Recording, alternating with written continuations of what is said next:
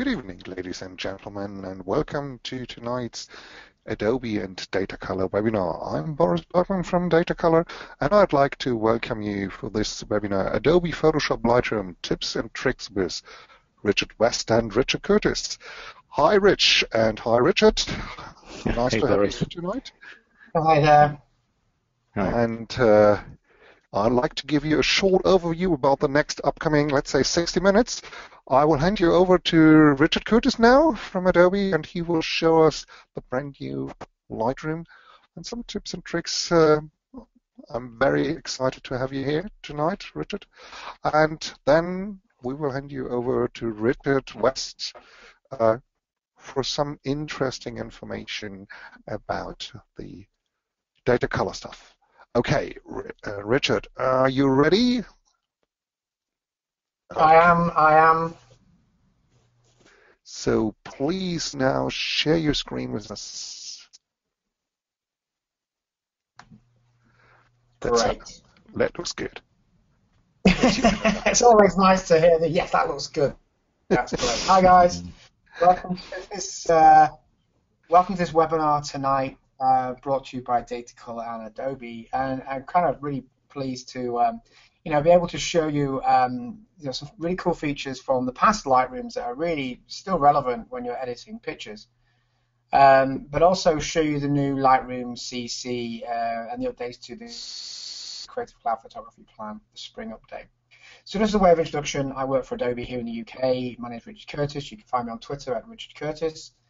And I'm essentially a solutions consultant around imaging. And that imaging extends to both photography, but also to 3D and to 3D printing.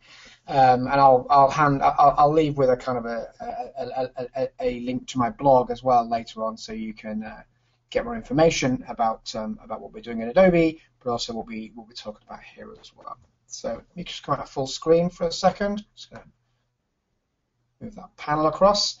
And what I wanted to do was really just go back in time, because there's a really cool set of features inside Lightroom that came out of Lightroom 4, and I always talk about this, but it's always good to get this out of the way, because I think there's some great features that can really help bring the best out of your photography and out of your image making. It doesn't have to be that complicated. Lightroom and both Photoshop are applications that really are designed for fixing photographs and making them look amazing with very few steps. So let's just take this picture straight into the development module, and you probably saw there that the speed at which now I can go between the library and the development module in Lightroom CC has completely transformed. It's much faster than what it was in the previous versions, and most of that is around the fact that the development module now is on the graphics processor. So we're able to take the image, put it onto that graphics processor pipeline, and actually make use of that. So if you think about it, all the maths are done on the CPU, any visuals are done on the GPU, which means you can have double threads running and you get better performance. And that even extends to old machines as well. And old machines will also get a benefit. Even a 4-year-old MacBook Pro or a 4-year-old Windows machine will get a benefit. And also even 4K displays and 5K displays will get a benefit as well. So it's kind of it's a great improvement to have GPU acceleration inside our favorite editing tool, Lightroom. So the first thing we're going to do is look at this picture here. You can see and probably recognize that as the Eiffel Tower. And I shot that, and you can see from the image itself, it's quite flat. But by looking at the histogram, you can see there that actually we don't have a lot of clipping in the highlights or in the shadows. And we can verify that by pressing the J key. And the J key will show us the little indicators that light up to show us any clipping points in the highlights and the shadows. And there they are marked in a red for highlights and a blue for shadows. And you can see there's not lots of clipping.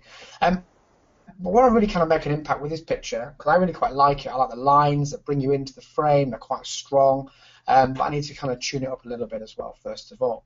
So the first thing I'm going to do is just make sure the white balance is all set. I'm going to use automatic for that. And you can see there, it just lifts it a little bit, because the day was a little bit grey, so it just lifts it up a little bit. You can manually control that as well using the temperature and the tint, or you can pick up the little pipette, and you can pick up an area that's grey and you can select it to really fine tune it. So that's entirely up to you if you want to do that or not. I do that quite a lot if I just know exactly where the grey point's going to be. If you're using something like a spider checker, they do have the grey points on them as well, so which we'll talk about later on, but you can actually use that at the start of a shoot to make sure that the white balance is all set. So I carry mine in my bag all the time just to make sure I've got a reference point if I need it. You can also use the grass and also use the sky. They're great reference points as well. Now, look at the picture. The histogram is actually filling up the histogram chart, so it means that we're not underexposing or overexposing. We're actually dead set. What we can do in Lightroom, though, in Lightroom 4, is ability to pull out all the highlights and the shadow information. So let's just pull out the highlights. Now I'm going to go left on the highlights. That's going to pull the highlights out and expand that tonal range. If I do that, you can see there that I get more data coming out in the highlights. You can see that there in this part of the scene. And you can also see the highlights expand here in the histogram. If we open up the shadows, look at that. Wow, you get all that data coming out of the shadows. And I don't want to have all of it, I want to have some of it. And because we're doing this, this is almost like HDR on a regular picture that's coming out of the camera. And we're actually reassembling the RGB color values based upon the tonal range as it goes into those extremities. To really make a punch on this image, I might want to look at the white and black point. You can see here that my white point is kind of drifted a little bit, which makes it look a bit flat. And what I'm going to do is use the white point and the black point to really make it a bit snug against the histogram. Now I'm going to keep the clipping points on for this, because when I'm clipping the whites, I want to make sure I'm not highlight clipping. So I'm going to push the whites to a point where I get the red marker, which you can see there. I'm going to dial that back, okay, just so there's no red. So I never really clip into the highlights if I can. If you have overexposed on the picture slightly, you can dial it back as well using the highlights and shadows slider. I mean, you can see it's nice and snug on the highlights. Now the blacks are a different story because the blacks give impact and contrast. So I always try and clip the blacks. And you can see there that as I move the black slider, the blue area comes in. So if I press the J key now and remove that, you can see I'm getting some clipping. Now I always clip into the blacks. That gives good contrast boost. And you can see there that the shadows are expanding that tonal range out, but the blacks has clipped into those shadows quite nicely and giving more contrast to the image. And then, of course, the clarity is a great way to give mid-tone boost. It's not sharpening, so you do need to do some sharpening as well, but the clarity will give mid-tone contrast and a punch. And look at that. If we compare those two images before and after, that was the difference. I'll just hide the panels using Shift and Tab and alpha lights out. There you go. Within 4 or 5 clicks of the sliders, I've transformed this image completely, which is amazing. So image editing doesn't have to be complicated. It can actually be as simple as that. That's probably now ready to go. It might need a crop. And if it does, I can just pull into the crop. I can make sure I'm choosing the original aspect ratio, lock it into place, and pull my cropping so actually I get really nice, tight, and really nice kind of strong image. Okay, so that's the first one done. Pretty simple stuff. I quite like that. In fact, that's on my website that I can show you at another time, and you might see from my blog as well. I was going to go in to talk about the spider checker for a second, and Rich's going to come it later on, but I wanted to show you this because it's really important to get your colors right in your camera, but both on your screen. Now, most people probably have their screen calibrated and probably left it there and left everything else to the camera. But actually, you really do need to look at your camera calibration from a point of view, taking a picture of the spider checker, the 24 or the 48 patch. Take that picture, and then when you bring it to Lightroom, you can then calibrate it. So here's a picture I shot in the woods around the corner. Now you can see there that I've got this purple disc and a blue disc. That's the JPEG. If I go over to, and that's committed, right? So I've shot a JPEG, it's all committed now. If I go to the raw file, it's the same. It's a bit flatter because the raw file is flat data, it's got no contrast in it. It's the same. So let's just check something. I'm just going to pull in the color checker. So the spider checker, I'm going to pull in the spider checker and just translate that and see what happens. Now, I've already got one here profiled. So what I did was I took the picture of the spider checker in the camera and then calibrated a preset out of it. Now when I press the preset, it's going to apply to my Fuji camera and Fuji lenses that I shot. And if I do this, you'll see now the colors change completely. they're not actually, it wasn't actually purple on the day, it was more towards a blue. But you can see in the JPEG's committed as well.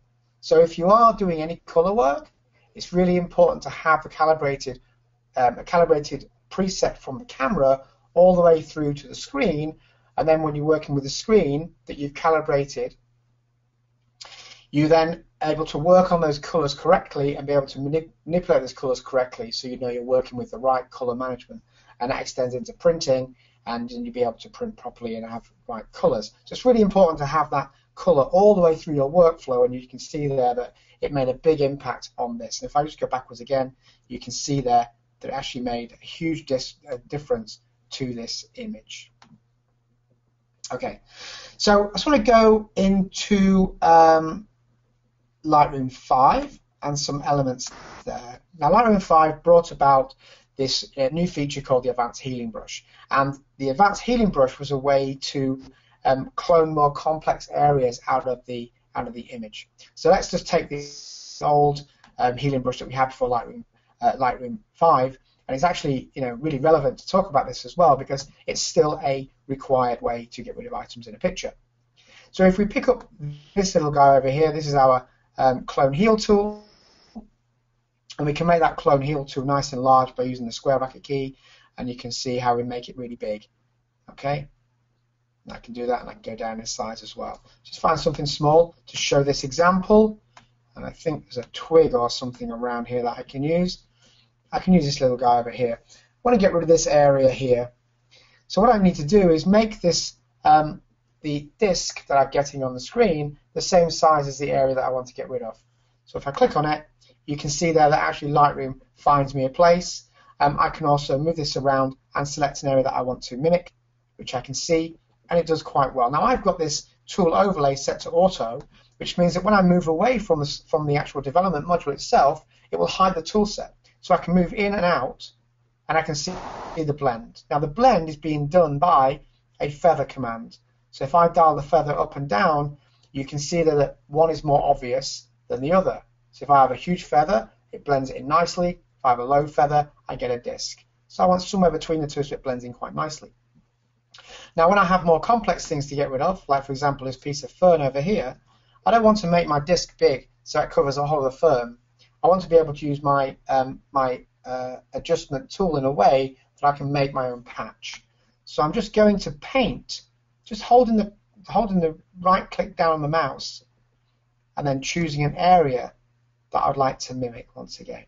Okay, and then I can blend this in by using the feather command, and you can see that if I go hard, you can see there it's got this hard edge on it, and I can blend that in quite nicely as well.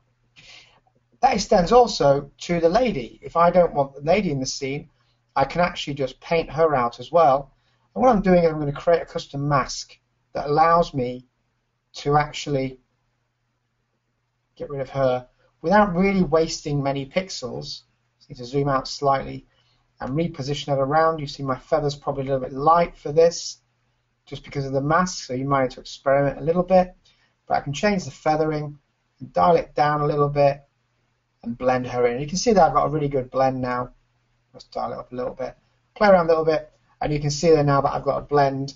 And by moving this in and moving this around, I get a really nice blend. Done a pretty bad job there, but you see that you kind of get the idea. So have a play with that on your images, and you can get some really nice effects without going into Photoshop and having that complexity of layers and this sort of thing, especially on something that's quite easy to fix, something like this, which is really quite simple. Upright was a great feature that we brought out. To be honest, I never thought I would use it, but I ended up using it a lot. And this is really where you have a problem with the verticals and the horizontals. So if you have a wonky sky or a wonky vertical like a street lamppost or something like that, or a building, this is really great, and it gets you out of jail free. And the idea is that you can bring this picture into Photoshop and correct it using things like the adaptive wide angle lens or the lens correction. But actually, what's more important is a way to have speed, and Lightroom's all about speed, from batch processing all the way through to being able to do things automatically and get the right result pretty much every time. So if I go now down to lens corrections, the lens correction has a basic tab. And inside this lens correction basic tab, you have a few things. First of all, you've got enable profile corrections. And this is something you should probably all be doing if you're using Canon glass, Nikon glass, Leica glass, Fuji glass, sorry, not Fuji glass, Hasselblad glass. And that's because we work with those manufacturers and work with them to such an extent that we actually take their lenses and their camera bodies and we make sure there's no barrel distortion or lens vignetting. And if there is, we calibrate it out using a preset profile inbuilt into Lightroom. So you'll see that happens. When I click the Enable Profile Correction, it will automatically correct any distortion or lens vignetting to make sure the image is nice and flat before we work with it. Now, the reason why I mentioned Fuji before is Fuji is obviously a big player in this industry, and with their compact system camera is a great way and a highly innovative way of shooting pictures. Not only can you go really small, but also the fact that the lenses have firmware updates in the lenses, but also firmware updates in the body, which means they're really smart and really clever. And the same applies to Panasonic, and the same applies to Pentax. Now, the difference with those cameras is that that metadata from the lens is coming through as part of the image. So when you take a picture, that data is coming through, then stored as metadata against the picture. When that information comes into Lightroom, we take that data automatically, and we automatically apply the profile corrections based upon the data that's coming through. So if you are using a Fuji camera, you won't ever see the profiles inside the next tab that I'm going to show you, but you will see it for the Canon glass and the Nikon glass and the Hasselblad glass. And that's because we're doing that as a additional piece to that manufacturer. Now, this next feature doesn't depend on this, but if you have got good lens correction, it will make this next feature much easier to work with. And that is that I want to fix the level and the vertical of this picture and make sure that shed, being the main point of focus, is square to the viewer. And I can do that automatically by pressing the auto. And what Lightroom will do is it automatically tries to find the horizontal and try the vertical and automatically crop into the picture, so actually we get a really pleasing result at the end of it. If I go into profile for a second, in the profile you see there that actually I shot this with a Canon and it's a 16-35mm lens, and all those Canon lenses are there and we've profiled them all. And Lightroom CC has got new profile updates, and I've got a list of those on my blog at the end, which I'll show you. For something a little bit more complicated, something like this, automatic might not do the job. So for that we have full, and full will do a full 3D warp and will automatically take that data and actually apply 3D geometry to that image to correct it so that everything there is all squared up. Now be careful when you're using be careful when you're using full, because full is actually moving pixels around and jarring pixels, so you might get some distortion, so just be careful, especially when people's faces are involved. Not so much on these pantomime horses, it's okay because they're in the center of the scene anyway. Okay, let's talk about the radial filter, because it actually is really important to know about this, and a lot of people don't really use this in a way that it was probably designed to use, or in a creative way, let's say. So say, for example, we look at this picture, we see that the main part of the picture, I think, are the horses. But actually what happens is your eye is drawn to all those bright areas, and when you're drawn to the right bright areas, your eye ends up over here. It sees the horses, and then navigates over here, and you lose the message to the viewer. Now, there are ways to fix that. If I go into the development module, you've got the effects panel, and the effects panel's got the post-crop vignette, which means that when I apply a darker edge, which I'll talk about in a second, when I apply a darker edge, I darken the edges down. This is a technique called edge burning that came from the 50s and the 60s in the darkroom, and what they used it for is for weak images, and to allow a viewer to stay in the picture for a lot longer. So you're tricking the mind and tricking the viewer's mind and staying for the picture. So if you're working with a weak image, like this is a fairly weak image, where you could easily drop out of the picture. After looking at the cowboys, you drop out of the picture into those bright areas. And then the viewer's looking for somewhere else to go, looking for a limbic connection. And if they can't find anything, they drop out to the next picture and go on to the next piece of work. And you kind of lost the viewer. So with the highlight, with post-crop vignetting, it's very difficult to change that center point. In fact, you can't change the center point. You're actually limited to the center point and the edge of the picture. You could crop it in, but that's not really going to work in this case. So I'm going to double click on that to reset it. But I'm just going to go back to the radial filter now. And the radial filter is a way that I can use to tell Lightroom where to place that vignette. And you'll see that the exposure is set to 0, 0, so nothing happens. What I'm going to do though is just dial that down, and you see that I do so, the areas around the cowboys darken. Now, it's not a huge amount, it's minus 0.41, which is a very, very slight amount. But what it does is it enables me to focus on the cowboys. As I hover over here, I focus on the cowboys and I stay on the cowboys because that's the limbic area of the scene. My eyes aren't drifting over to those bright areas over here because there's no bright areas. In fact, the bright areas are now over here. So I've moved the area of focus back to the area of view for the viewer. Really handy. This is great on portraits. If you want someone to focus on someone's face, put a little vignette, sorry, put a little radial filter around the face, just darken the edges down a little bit. Not a lot, just a little bit. Your eyes will see it, but the viewer doesn't actually have to see it. It can be very subtle, and actually it enables you to actually focus on that person a little bit more in a portrait. Now, it's even better if you add more brightness to certain areas. In that case, you could use the eyes. The eyes are a great place for someone to connect to. So using both those techniques, you're able to get someone into that image, look at her eyes and engage, and the dark areas will push them back into the image because it's nice and limbic, and that's what the brain's looking for when it's doing that. So a really great thing to do. I've also got the mask overlay here as well, so I can see that. If I wanted to do, I can have this going inverted as well. So I can go the other way. I can even change the feathering. So I can dial the feather up, or dial the feather so it's nice and hard on the edges. So that would be very obvious to a viewer, so I wouldn't recommend that.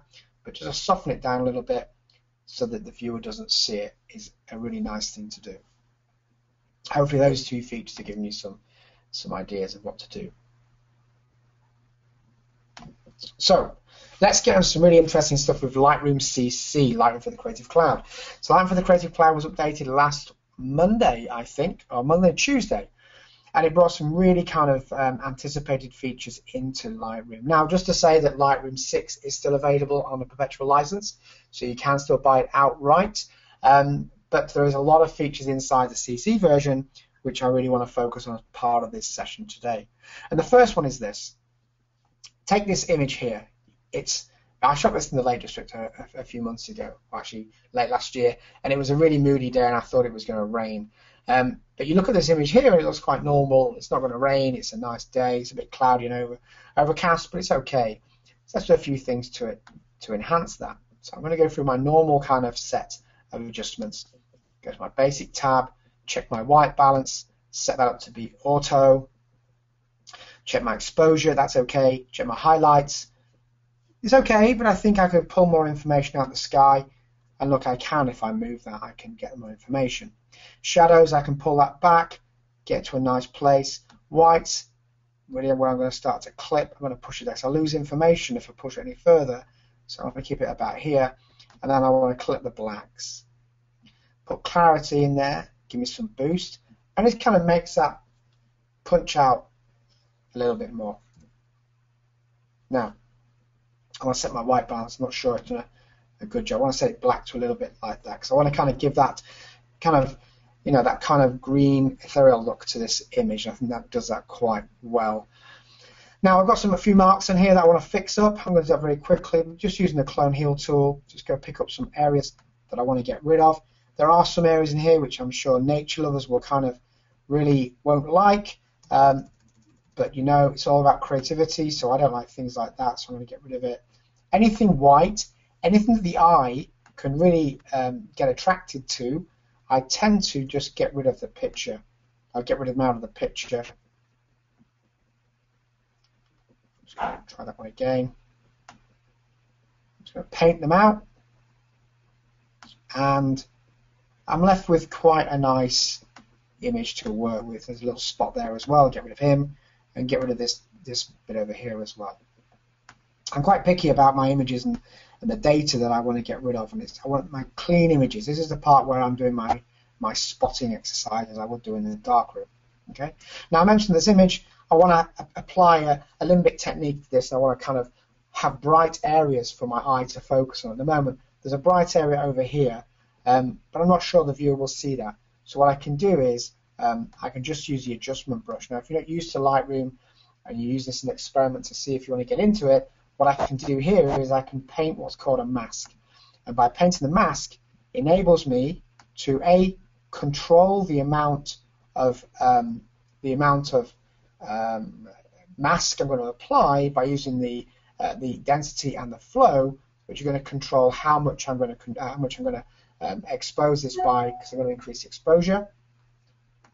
So I go to my exposure now and choose the exposure and dial this up. And you can see when I do that, I get a very subtle lift. And I can paint in more effect, and that will gradually make this brighter.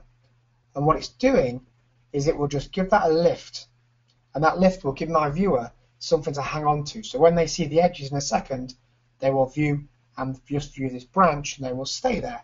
They will explore the tree and then come back into the tree in a second. But before I do that, I just want to darken the sky, because like I say, it was a really moody day, and I want to really accentuate that on this picture. So I'm going to use the gradient filter.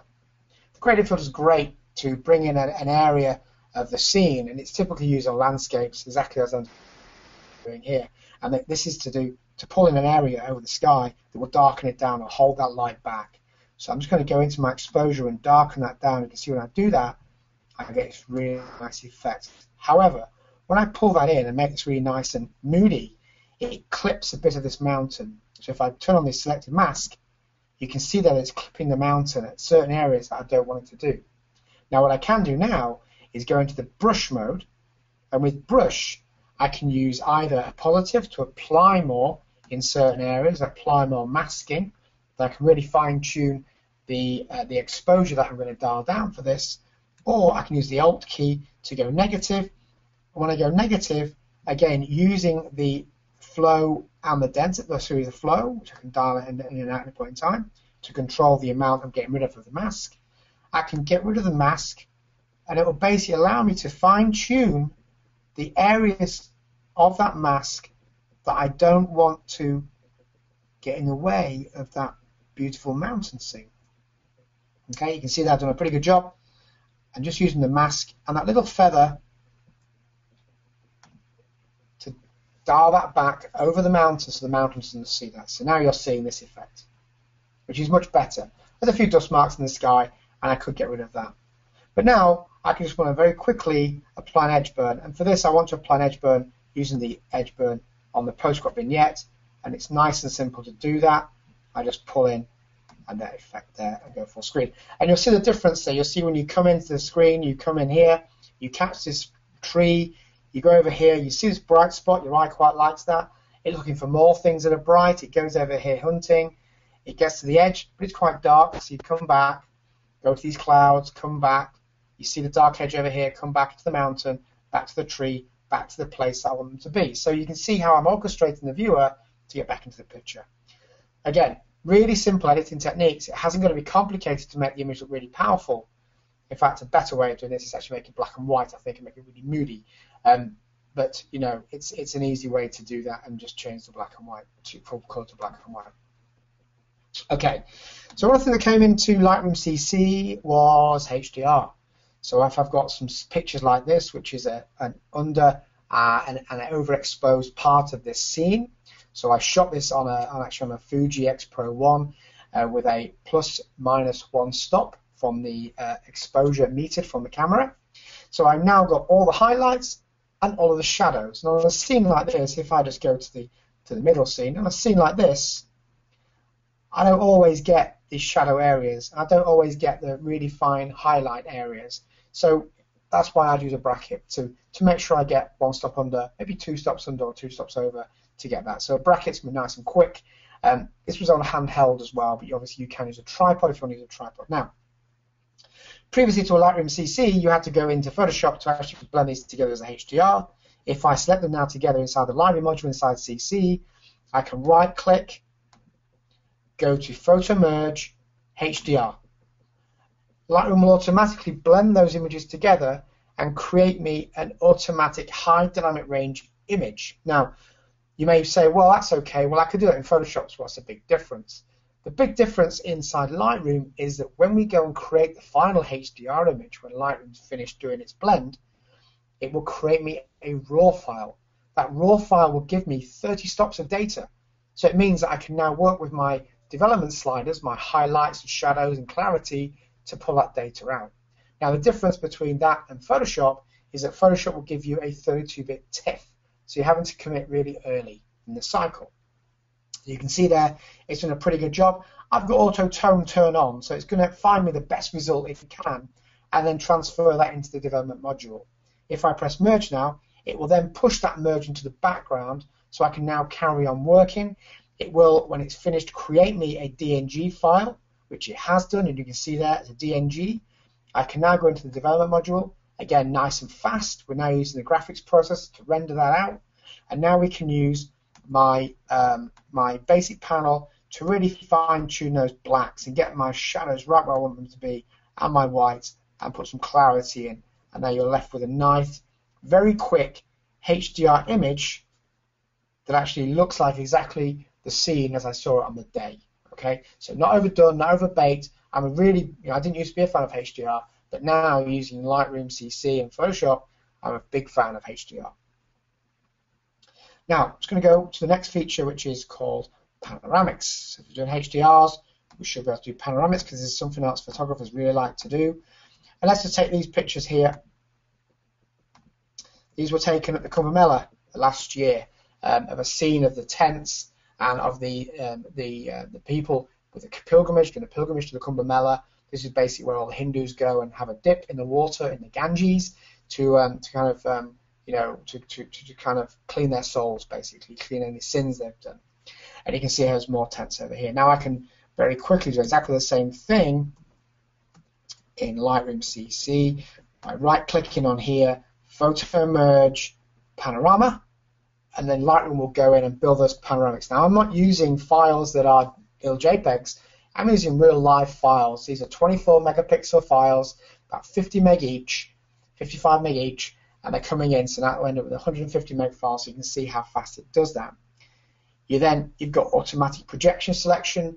If I want to do a manual, I can. So spherical and cylindrical are good if you're doing scenes like this, and perspective are very good if you're doing any landscape scenes, so any scenes of buildings and this type of thing. So automatic projection, it will just build me a preview again, just give me a view of how that may change the HDR that it will create. Now, the same thing for panoramics as it is for HDR is that Lightroom will create me a HDR image. Now that HDR image will not only be raw, contain all that raw data, but it will also preserve lens detail information that comes in from the camera for each individual image.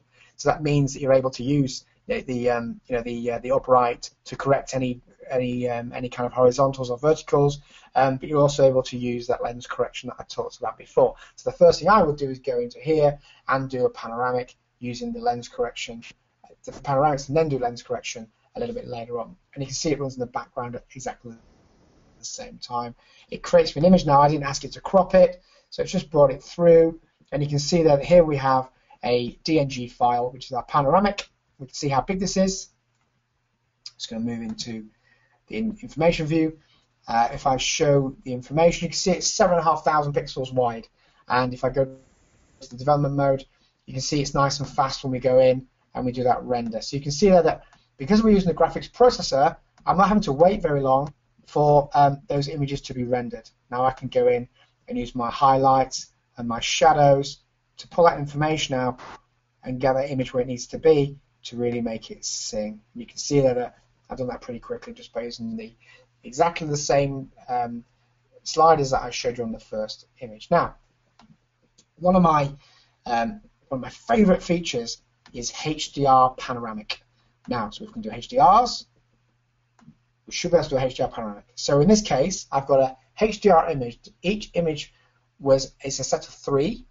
The middle section is the meter section, and then each image around it is a +1, -1. They're then blended together using the HDR technique I've just shown you to create a blend of that image. Okay, so there's 5 sets here, so each one's got a DNG file attached to it. All I'm going to do is select those files, and then I'm going to just find those files quickly. I move something around, so that's one's there, one's there.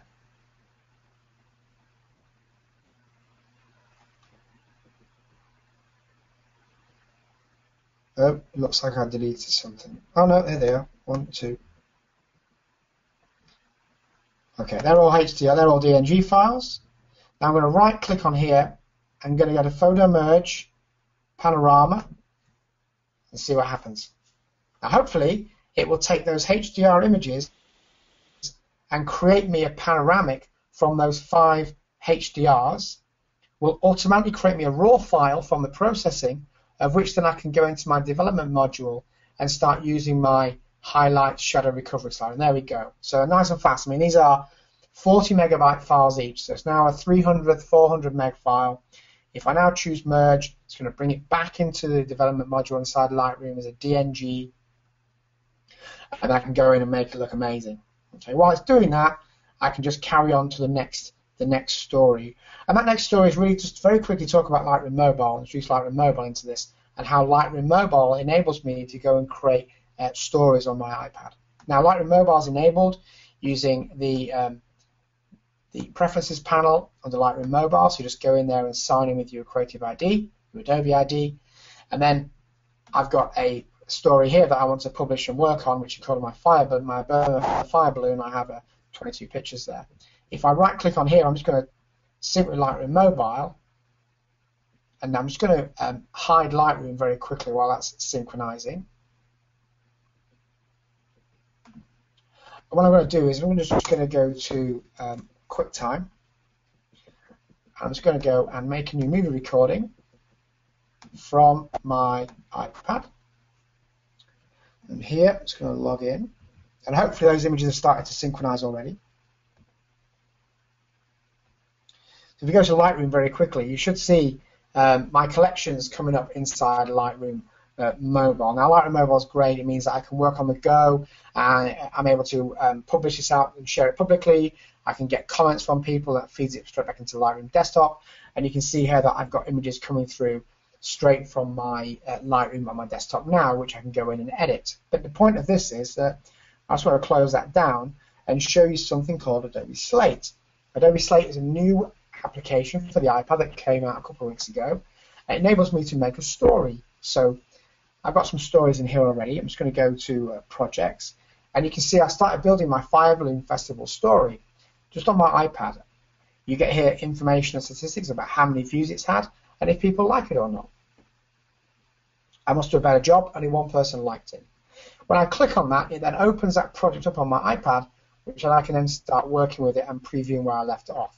Okay, so it's going to load that for me. Now, the cool thing about this is that I've got first a cover screen, and I can move up the page. I've already put some text in. Now, each piece of this text can just be pasted in, and I can also insert text very quickly by just pressing the plus. Or I can insert a picture or a link to a website or a grid or something like that. I'm just going to go down and show you some more pictures, and you can see that I'm starting building the story up and show what's going on with these paper balloons. Amazing, these paper balloons. It's just fantastic things. Now, this is a grid where I've got images together in a grid mode. I can click on that at any point in time, and I can edit the grid. When I edit the grid, I then go in to my integration panel, and it's now showing me where I can get pictures from. And one of them happens to be Lightroom. We also have Dropbox and the Creative Cloud. But if I choose Lightroom, because I'm logged in with my Adobe ID, it then shows me the mobile collections that I brought in from my Lightroom desktop into my iPad. Now I can add some content. I want to add this one over here. So I add an element in, and you can see there that I can move it around. I can move it to where it used to be, or I can move it in a different place, or I can move it, or whatever I want to do. Once I've finished doing that, I can then press Done, which will close down my it's just rendering. I can close that down, and now it's finished. Okay, I can go in there now, and I can go in and move that around. I can have a nice little back order, so you can see that I've got a nice image to really show off what's happening and break the continuity of the story a little bit, and then it carries on. Once I've finished, I can then publish that, and you can publish it to public or private. You can put a category around it so people can find it. You can also embed the code into a different location as well. You can also publish out on Facebook and Twitter and email and messaging as well. So it's a really nice way of creating content and stories out of your imagery rather than just putting it in a picture frame as a single picture, but actually make a story. So this is great for weddings, for brides, for babies, whatever you want to do as well. It's a really, really engaging way of doing it. Then you can share to your favorite social networking, which is kind of cool. Okay, so that's pretty much all I wanted to talk to you about in there. Let me just see if that that image is kind of finished inside my here. I just want to show you what the output looks like, because it's pretty stunning, I think. And a few people come back and said, wow, you can do things in Lightroom now that you could never do. So here's my panoramic. Look at that. If I zoom in, it's a 9,500 pixel file. It's half a gigabyte in size. I'm just rendering this out now. But you can see the size of the file compared to the original file, which is huge. Now, to bring this into the development module and just bring my highlights and shadows back, you can see there the difference you're going to make to someone's day when you show them that piece of work. Okay, there you go. So really nice way to bring out that that information. Now, I know Richard's really hankering to get online, so just before I go, I just want to show you just my blog while you've got it. Just want to bring out a new tab, not my Facebook page. I don't want to do that. Close that down a second. Okay, so my blogs, if you're interested, is at blogs.adobe.com/Richard Curtis. You can also find me at Twitter at Richard Curtis. And I tried to be a fly on the wall and not engage with Steve. We had one really big fight in 3 years. Sorry about that. I have a movie playing in the background. I hate that when it does that. You have an interesting life there, don't you, Rich? People just send me stuff. Look at this, it's really cool. I'm like a fly on the wall. Oh, okay. You can see there that there's a webinar, but there's blogs.adobe.com/Richard Curtis. There's about 300 or 400 articles on there. Deep dive into Lightroom, Photoshop, 3D printing. In fact, here's my Lightroom CC one. Have a look, enjoy. Any questions, reach out to me on there or reach out to me on Twitter. Hope you found that interesting, and it was great to speak to you today, and look forward to speaking to you very, very soon. Thanks very much, guys. That's really cool. Thanks, Rich. Hopefully you're going to be sticking around for the questions after my next 10 to 15 minutes. I'm not going to be doing a great deal. I'm just going to be covering two things in the next section now. First thing we're going to be doing is having a look at the joys of the Spider 5. But some really good stuff there, Rich. I mean, I have to say I'm really impressed with the new, well, all the new features in Lightroom 6 there, actually. The panoramic, though, really cool, because in the past I've had to go out, use the automate feature in Photoshop, crop the thing. It's been nice, but a bit of a pain, basically. So it's nice to see that's improved, basically. So that's really... Talking to a landscape photographer, David Notton, and he saw this and he was like, wow, that's amazing, because that's something you can't do now in the field or in post-processing, because it's so hard to take multiple exposure with a grab on your camera. So for him, it's absolute game changer, and the speed is just amazing. It's nice. Absolutely, and you still ending up with a DNG at the end of that? Yeah, still a raw file that you can then work with later on. So you're not committing to any TIFFs or PSDs or anything at that stage. So yeah. Pretty amazing. And obviously, then anything you're doing adjustment-wise after that is still metadata anyway as well. So that's really cool. And the adjustment brush as well. There was some nice to see that's grown as well, hasn't it? So that's really good. Yeah. So some lovely stuff, mate. Well done. I like that lot. So I'm going to be playing. I've only just got my copy, as you know, today of the latest iteration. By the way, is it Adobe Photoshop Lightroom Creative Cloud, or is it Adobe Photoshop Lightroom 6? It's both, actually. So for the photography bundle, with all the services, it's Lightroom CC, Lightroom for Creative Cloud, and then as a perpetual license on Lightroom 6, it's just Lightroom on its own without the services. Right. Okay. Cool. Good stuff. Okay. Well, thank you, mate. As I say, I'm just going to do about 10 to 15 minutes on some new stuff from Datacolor now as well. So, and you can sit back and have a cup of tea, Rich, and I'll bring you back in about 15 minutes' time. So, so Thanks to Richard there. So I'm going to cover off, as I say, two features or two things from Datacolor. Firstly, we're going to look at what's been happening with the Spider range because, well, Richard's obviously had some releases over the last couple of weeks with Slate and with the latest version of Lightroom there. We've had a new iteration of the Spider come out, so we're going to cover off what's new about that. I'm also going to go back to where Richard pretty much started, and it was first or second thing he showed with the joys of the Spider checker and how that can get your exposure, your parameters, your capture parameters correct. So I'll show you more about how to use, or what the Spider checker is and how that works. But let's quickly sort of have a look at what do we want to be doing in our life. Well, we don't want to have post-production with fatal results, as it says here. What we want is actually what's on the screen. We want to be able to see our images in the correct colors that we see them at the time of capture, be able to retouch them. That stage 3 there is supposed to be the same screen over a period of time, basically. So during that stage there, you could be looking at soft proofing against your back end of your output. But what we want is consistency of color and correct color all the way through our workflow. So when we're doing any retouching, when you're using any of the tools that Richard's been showing you there as far as adjustment is concerned, then we want to see, okay, what we're seeing on screen, is that going to be correct? We want to know, we want to be able to trust that. And that's what color management is all about. And of course, the problem, the actual problem, the real world situation that invariably we get, unless we're calibrated, is this issue here, that same screen there over the period of time between steps 3, 4, and 5. What we're seeing there is steps 1 and 2, we're capturing our image, getting it into our computer. Step 3, we're bringing that image into our retouching environment. Now here we've got, for instance, a Wacom Cintiq tablet there and connected to a computer with a screen on it. As I say, we can see on that screen there's a bit of a green tint to it. On the Wacom there's a bit of a blue tint to it. Well, we might question which do we trust. In this instance, we're obviously looking at step 3 and saying, all right, well, we'll trust the screen for some reason, and we'll try and get rid of that green tint.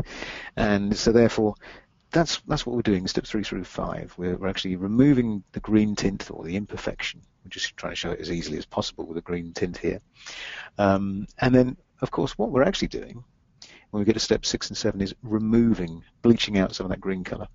And therefore, we're ending up with a red or reddish purplish image at steps 6 and 7. So not what we saw in camera, not what we captured.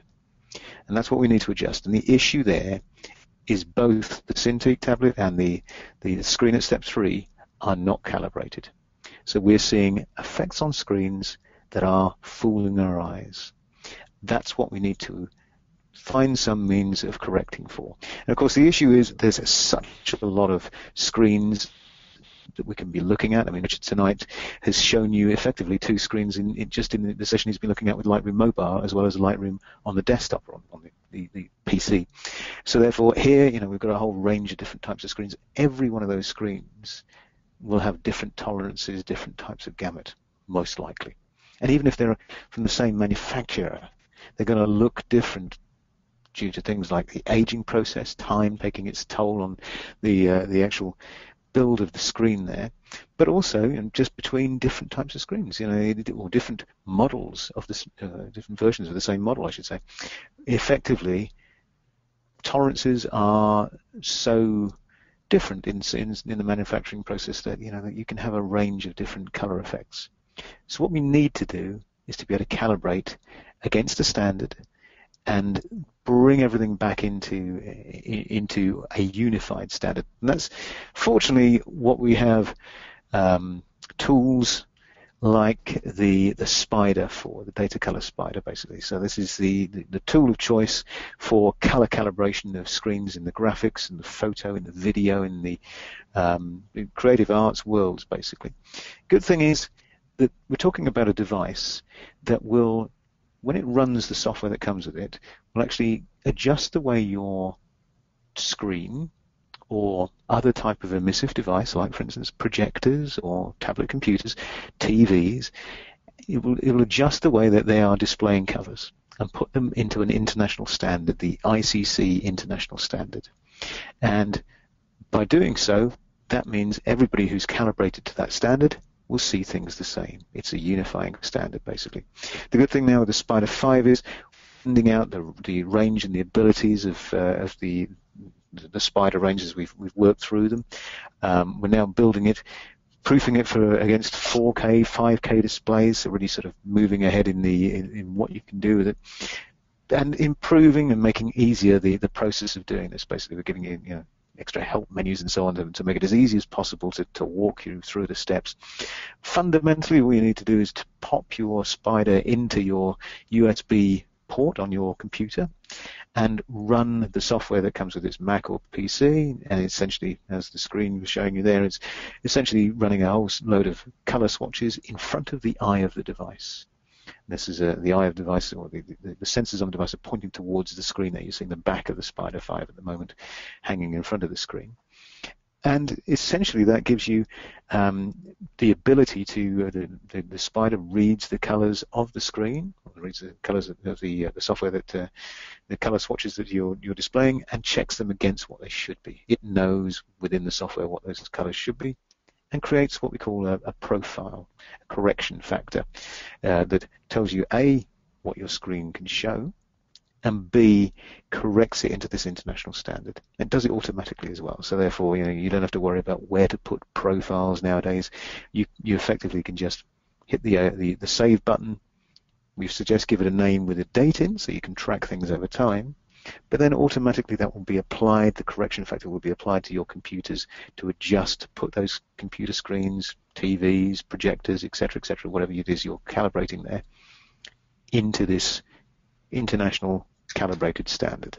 So the good thing about the new Spider 5 is we're very conscious, as Richard's shown in the case of Lightroom Mobile and Slate, the joys that people are working more and more on mobile devices, more like laptops really, I suppose, in the graphics trade, for high-end work nowadays, for high-end retouching. But it's basically becoming a mobile world.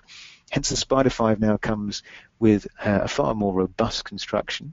It has a lens cap on the sensor, so the sensor is now improved, but it's actually more protected there. So it's giving you something that actually is far more easy and suitable for dropping into your bag and taking with you. Because of course, if you move into a new situation, you're on a laptop computer, you're perhaps at one venue, you go to another venue, go to another studio, whatever it may be. Each time you change that lighting setup, each time you move to a new venue, you need to recalibrate. So absolutely, we're making the Spider 5 something that is portable now. And of course, in the same fashion, we've also encapsulated the sensor array to make it far more robust when you're actually carrying it around. Now, just on that new design we're just talking about as far as the Spider 5 is concerned, one of the key things we've done is that the honeycomb pattern you can see there, we're actually looking at the sensor on this device. That's the sensor on the left-hand screen there under new design. You can see the honeycomb pattern, and you can see the effect of that in the cutaway of the Spider 5 there.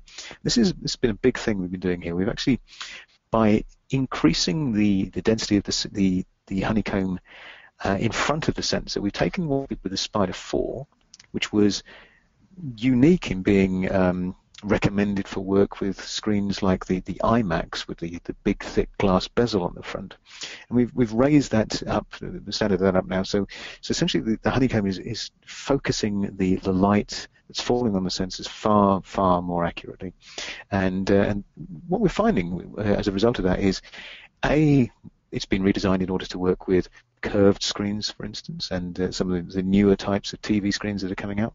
So it's actually coping with that and specifically designed to handle that. But we're getting an improvement in our actual tonal response and basically our calibration. Actually, in some cases, up to 55% compared to the Spider 4. Now, it has to be said, on higher quality screens, so the ISOs, the Wacom Cintiq, for instance, that's some of the things. We're not seeing such a big improvement, but where we're actually seeing a good improvement here is on older screens and less high quality screens, for want of a better word. So this funneling of the focusing of the effect of the honeycomb, they're really having a big impact in improving that quality of the Spider there. So If you're looking to upgrade screens and so on, perhaps you don't want to be investing in such expensive screens, or if you want to get more life out of existing older screens, then definitely getting a Spider 5 could be a good move in getting you better results. There's 3 models as there were with the previous iteration of the Spider. They've got the Express, the Pro, and the Elite.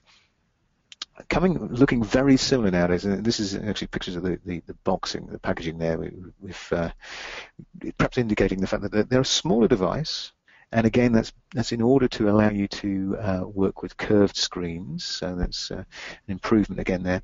The Express actually now is almost up to the same standard that the Pro was previously, in as much as the Express can calibrate more than one screen on a device. So if you've got a computer like a laptop, you plug in a Cintiq, you plug in an ISO display or some other type of display, TV to it, you can calibrate those screens as well as the laptop screen, for instance, with the Express even. Previously you couldn't do that, you'd have to go to the Pro. The Pro, though, obviously still has benefits over the Express. We've got some new capabilities there with the joys of our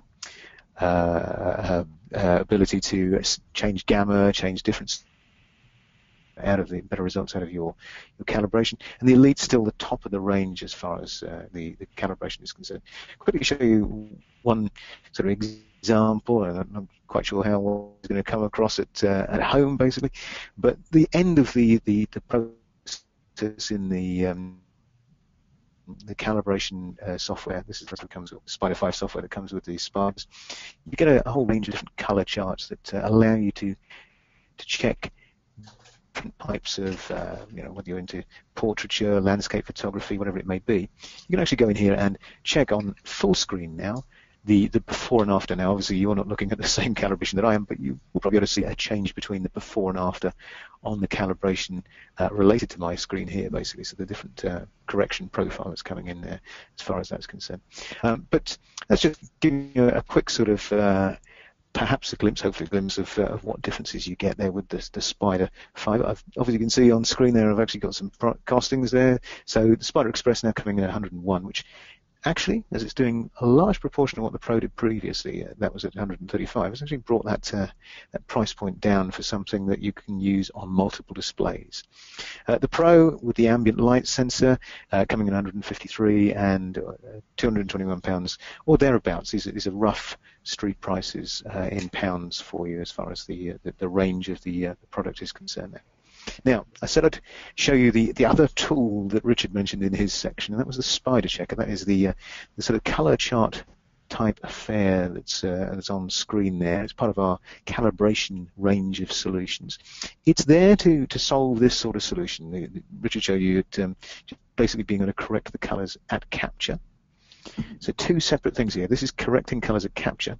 You still need to have a color corrected screen to see them if you're then going to go and adjust those colors. But classic example where the Spider Checker comes into its own, really, really useful, is in the wedding and event photography and sports photography, where you've got the same subjects being taken in different lighting conditions.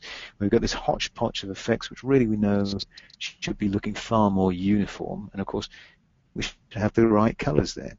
Well, Spider Checker comes in as your solution for that, basically. It's quite a sizable device, but intentionally, because you need to be able to shoot this and be able to see it from a distance. And if you're using this to calibrate group scenes and landscape photography, you need to have to be metering for the intended subject area and not just for the chart itself. So it needs to be big enough to be able to zoom into in post-processing afterwards within, for instance, Lightroom.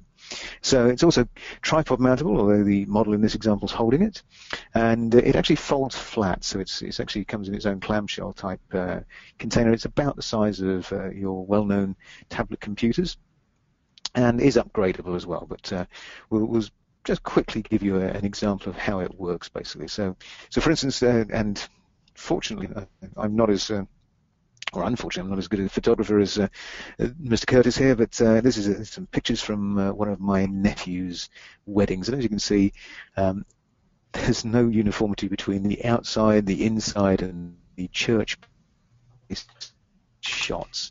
And even those are out of focus. I can't do much about that. But what we want to do is to be able to to go in and correct the colors, get those colors correctly. So what we've done in each lighting condition, we've taken a shot of the spider checker. So therefore we've got different versions of it, and you can see how that's affecting the histogram up here, the color histogram, every time we pop between the different versions. Well, what we need to do is to actually calibrate your capture for each situation, so every lighting condition. And it's a very simple process. So we can start off by just going into the develop module and quickly grabbing our white balance tool, just dropping that onto the grey square there and removing any overall color cast. So we're setting the white balance correctly to capture environment. We're then just going to check two squares, the only two you need to know. This square here, that's at 96% white, and you can see underneath the histogram, it's saying on the right-hand side of that, it's saying 96.5, 96.6, 96.6.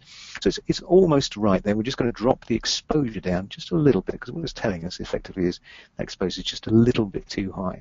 Now, I've got a bit too far there, but just wanted to show you the change here. That we'll say that's about right. The only other square we need to know is this square here. This should be around a 4% black, and to all intents and purposes it is. The average is about 4% there. So if it weren't correct, slider to the shadow end. So essentially what we're doing there is we're setting, with the white balance, we're setting the correct, or removing any coloration, any tonality. With the exposure tool, we're just setting the correct exposure for our photo shoot. And with the shadow tool, or the black tool rather, we're setting the right shadow end and therefore the right contrast for our capture. And what we're going to do, as Richard showed you earlier on, is we're just going to create a preset, a user preset down in this area here in the develop module, which we can then apply to every shot in that lighting condition. And that's the beauty of Lightroom. Basically, you can instantly grab a whole range of photographs and be able to apply a preset to them. So going back in here, we're just going to quickly do the last part of our equation here. We're just going to edit that in the Spider Checker app, because fortunately we don't expect you to go into every one of those squares and adjust the lighting conditions and the color accordingly to get them right. Fortunately, the joys of the Spider Checker has a 48 sample point capability, so that these squares I'm just waving around at the moment, that's actually in front of the image that we've taken out, image we've actually cropped down as well. So we have cropped that down, but post-process, i.e. in Lightroom. We've shot originally the full area that we're going to be taking our photos in. So if it's a group scene, that whole group scene area, and we just crop that down, and then we're just applying those, so just making sure those sample points are in the right place, hitting the save calibration, giving it a name, so Adobe 1, and OK, and job done. With that, we've actually created our preset. Now, you haven't seen it pop up here straight away into our user presets. We just need to quit and relaunch our Lightroom in order to get that to boot back up again, basically, and that will then give us the ability. I'm going to have to show you the one I've prepared earlier in Lightroom 5 now, because I haven't cleverly, only having downloaded the joys of my Lightroom CC version this afternoon. I've not actually put the right shortcut button into my dock over here. But effectively, that would give us the opportunity at this stage to actually go back in and choose our relevant shots here that we've got in different lighting conditions, and we can then, with the joys of Lightroom, actually have our little presets dropped into a folder. So you can see the effect that this is having on those images in the preview window there. But we're in the church, so we're just going to correct that to adjust our colors and get the colors absolutely right as far as the colors are concerned. And then we can go on outside the church, apply the relevant different preset here to adjust those colors. Boom, there we go, straight away again, adjusting those colors. And lastly, into the reception, and again, boom, apply the relevant preset to adjust those colors again. So now, no more red faces. We've actually got gray shirts and ties where relevant, pink, salmon pink shirts and ties where relevant. So the colors are now not only unified, so we're getting the right colors in each the lighting, or the same colors in each of the lighting conditions, but actually they're correct as well. So important, not just for a sort of environment, but when you're actually just wanting to get colors spot on for, be it sports photography, any form of studio photography, pack photography, absolutely vital for that. So there we go, folks. That's been a whistle-stop tour of two relevant features. I'm going to finish off by just pointing out if you want any further information on color calibration and our range of tools at Datacolor, then we've got a free downloadable ebook you can go online and get from this URL. And we have a whole bunch of YouTube videos that you can go to and find out more about any of our range of products there.